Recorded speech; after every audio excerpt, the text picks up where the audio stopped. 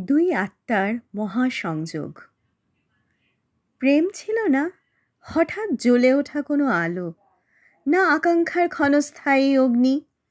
সে এসেছিল নক্ষত্রের মতো নিঃশব্দ, চিরন্তন, যেন বহু জন্মের ধ্যান শেষে দুই আত্মা একই মন্ত্রে জেগে ওঠে। তোমাকে দেখার আগে আমি ছিলাম একা নদী, নিজের স্রোত চিনতাম, কিন্তু সাগরের কথা ভুলে গিয়েছিলাম। তুমি এলে আর মনে পড়ল সব যাত্রার শেষ আসলে একটাই ঘর। চারপাশের পৃথিবী তখন ধীরে থেমে গেল, সময় বসে রইল ধ্যানমগ্ন ঋষির মতো। আমাদের নীরবতা হয়ে উঠল প্রার্থনা, শ্বাস মিলল অদৃশ্য জপমালায়, আর শব্দহীন এক সঙ্গীত ভেসে উঠল অন্তরের আকাশে।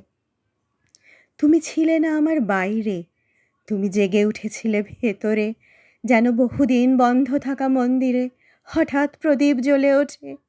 আমি বুঝলাম প্রেম মানে দুজনের পাশে থাকা নয়, এক আত্মার দুই রূপে প্রকাশ।